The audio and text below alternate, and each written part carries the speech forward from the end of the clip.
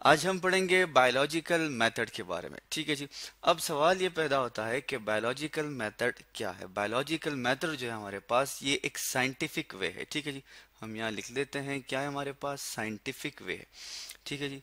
ये हमने लिख लिया, दैट इज साइंटिफिक है हमारे पास, साइंटिफिक मेथड है। ठीक है, इसका क्या मतलब हुआ, इसका मतलब ये हुआ कि हम साइंटिफिकली जो है उसको क्या करते हैं, फाइंड आउट करते हैं कि ये बेसिकली है क्या। ठीक है जी। तो ये साइंटिफिक मेथड है हमारे पास किस चीज़ के लिए, कि हम कोई बायोलॉजिकल प्रॉब्लम को सॉल्व कर सके। ठीक है जी। जैसे कि लेट्स सपोज मैं कहता हूँ कि कोई बीमारी है। ठीक है जी। अब उस बीमारी का क्या इलाज हो सकता है। ठीक है। तो उस बीमारी के इलाज के लिए हम मुख्तलिफ एक्सपेरिमेंट लगाते हैं, मुख्तलिफ तजर्बे करते हैं। तो ये क्या है, ये तजर्बे करना क्या है, ये हमारे पास साइंटिफिक मेथड है। बीमारी क्या है, एक बायोलॉजिकल प्रॉब्लम है। और उस प्रॉब्लम का जब हम हल निकालते हैं तो हम इसे क्या कहते हैं, इसे हम कहते हैं बायोलॉजिकल मेथड।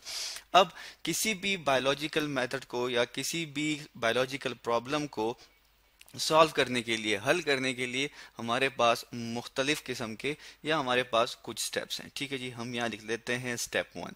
ये हमने लिख लिया, that is step number one. ये हमारे पास स्टेप वन हो गया। अब हम देखते हैं कि स्टेप वन में हम क्या करते हैं। स्टेप वन में हम ये करते हैं कि हम रिकॉग्निशन करते हैं किस चीज़ की, उस बायोलॉजिकल प्रॉब्लम की। ठीक है जी। मैं यहाँ पे लिख देता हूँ, दैट इज रिकॉग्निशन। ठीक है जी। अब रिकॉग्निशन का क्या मतलब है, रिकॉग्निशन का मतलब ये है कि हम क्या करते हैं, जांच पड़ताल करते हैं किस चीज़ की, उस बीमारी की।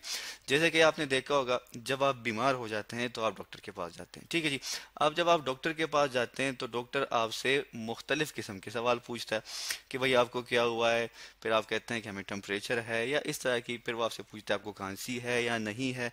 फिर जाके वो क्या, ये सवाल वो क्यों पूछता है, ये सवाल वो इसलिए पूछता है ताकि वो उस बीमारी को जान सके कि वो बायोलॉजिकल प्रॉब्लम क्या है। तो रिकॉग्निशन में हम क्या करते हैं, रिकॉग्निशन में हम करते हैं क्वेश्चंस। ठीक है जी। हम यहाँ लिख लेते हैं कि इसमें हम क्वेश्चन करते हैं। ठीक है, दैट इज क्वेश्चन। अब ये क्वेश्चन किस चीज के रिलेटेड होते हैं, ये क्वेश्चन रिलेटेड होते हैं टू द लिविंग ऑर्गेनिज्म। ठीक है जी। किसी भी जानदार अशिया से या किसी भी सांस लेने वाले जो हमारे पास ऑर्गेनिज्म हैं, ठीक है जी, उनके मुतल्लिक हम सवाल पूछते हैं। इसके बाद हम क्या करते हैं, जब हमारे पास रिकॉग्निशन हो जाती है या हमें पता चल जाता है कि क्या ये वाकई बीमारी है या ये जो है कुछ और चीज़ है, तो इस वजह से हम क्या करते हैं, सबसे पहले उसे रिकॉग्नाइज करते हैं, सवाल पूछते हैं। उसके बाद हम क्या करते हैं, सेकंड स्टेप हमारे पास क्या होता है जी, सेकंड स्टेप हमारे पास होता है ऑब्जर्वेशन। ठीक है जी। हम यहाँ लिख लेते हैं स्टेप टू हमारे पास क्या है, that is step number two. ठीक है जी। स्टेप टू में हम करते हैं ऑब्जर्वेशन। ये हमने लिख लिया, दैट इज ऑब्जर्वेशन। ऑब्जर्वेशन जो है हमारे पास, अब ऑब्जर्वेशन क्या है, ऑब्जर्वेशन में हम क्या करते हैं, ऑब्जर्वेशन में हम एक, लेट्स सपोज जब आप डॉक्टर को कहते हैं कि मुझे ये, मैं इस हालत में हूँ या मुझे ये चीज़ें फील हो रही हैं, खांसी आ रही है, ठीक है जी, या उल्टियाँ आ रही हैं, तो वो क्या करता है, वो ऑब्जर्व करता है। ठीक है, जैसे कि वो आपका मुआयना करता है, आपकी आंखें देखता है। ठीक है, आपसे कहता है कि आप जैसे गले का इन्फेक्शन हो जाता है आपको, ठीक है जी, या आपका गला खराब होता है, तो वो क्या करता है, वो टॉर्च के थ्रू आपके गले को देखते हुए, इसका क्या मतलब है, इसका मतलब है कि वो आपकी ऑब्जर्वेशन करता है, क्या वाकई आपके गले में कोई इन्फेक्शन है। तो ऑब्जर्वेशन में हम क्या, हमारे पास क्या होती है, ऑब्जर्वेशन में हम इन्वॉल्व करते हैं किस चीज़ को, अपने फाइव सेंसेस को। ठीक है जी। मैं यहाँ लिख लेता हूँ, दैट इज फाइव सेंसेस। वो सेंसेस हमारे पास क्या है, आपको पता है, that is sense of touch है हमारे पास।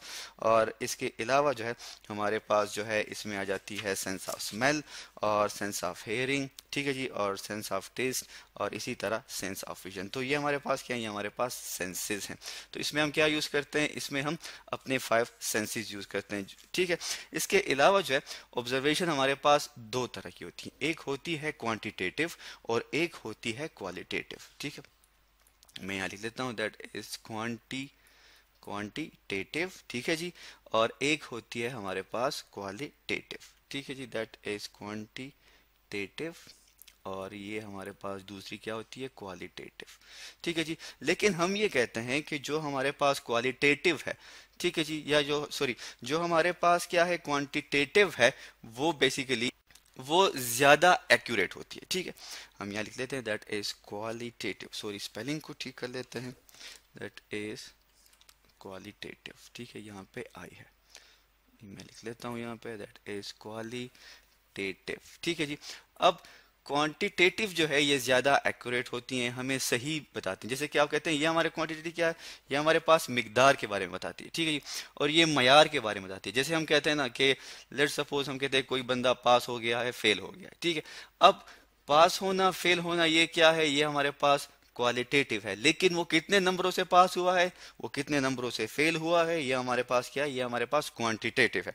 जैसे अगर हम कहें कि हमारे पास 1000 ग्राम, ठीक है जी, कितने 1000 ग्राम जो है वो मौजूद हैं किस चीज में, 1 लीटर में, ठीक है जी, 1 लीटर में मौजूद हैं किस चीज के, वाटर के, H2O, ठीक है। इसी तरह अगर मैं कहूं कि मेरे पास जो है 800 ग्राम, फॉर एग्जांपल 800 ग्राम जो है वो मौजूद है किस चीज में, यही 1 लीटर ऑफ इथेनॉल, ठीक है। इथेनॉल हमारे पास क्या है, ये हमारे पास एक सॉल्यूशन है, एक सॉल्वेंट है, ऑर्गेनिक सॉल्वेंट है, ठीक है जी। ऑर्गेनिक सॉल्वेंट क्या होते हैं, जिसमें कार्बन हाइड्रोजन की क्वांटिटी ज्यादा होती है, क्या, 1 लीटर ऑफ इथेनॉल। तो अब इससे मुझे पता चलता है कि वाटर जो है उसमें ग्राम्स जो है वो ज्यादा है, ये मेरे पास क्या है, क्वांटिटेटिव।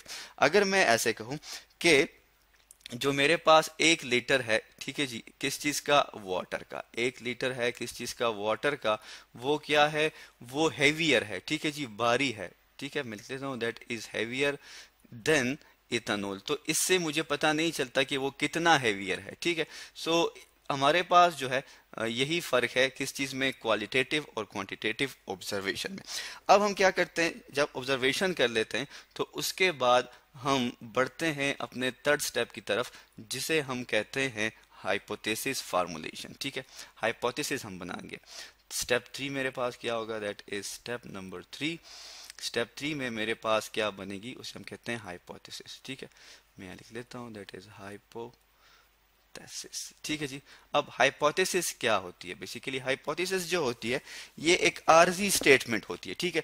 हम इसे क्या कहते हैं, जनरल स्टेटमेंट भी कहते हैं, टेंटेटिव स्टेटमेंट भी कहते हैं, ठीक है, लिख लेते हैं दैट इज जनरल। जैसे आप डॉक्टर के पास जाते हैं ना और आप उन्हें बताते हैं कि भाई मैं इस हालत में हूँ, या मुझे ये सिम्टम्स हैं, तो वो आपसे कहता है कि मुझे लगता है कि आपको मलेरिया है, ठीक है जी। लेकिन उसके बाद आपसे कहता है कि नहीं, आप टेस्ट भी करवाएं ताकि हमें सही से कंफर्म हो जाए कि क्या वाकई आपको मलेरिया है। तो ये एक जनरल स्टेटमेंट होती है हमारे पास, ठीक है। ये मैं यहाँ पे लिख लेता हूँ, दैट इज जनरल स्टेटमेंट, ठीक है। स्पेलिंग को ठीक कर लेते हैं, दैट इज स्टेटमेंट, ठीक है, या टेंटेटिव स्टेटमेंट एक आर्जी स्टेटमेंट होती है, ठीक है। और ये किस चीज पे बेस करती है, ये बेस करती है ऑब्जर्वेशन पे, ठीक है, बेस्ड अपॉन ऑब्जर्वेशन। ऑब्जर्वेशन से हमें पता चलता है कि क्या वाकई ये चीज है। इसी तरह जो है फिर ये भी कहा जाता है कि इसको सिंपल रखा जाता है, ठीक है।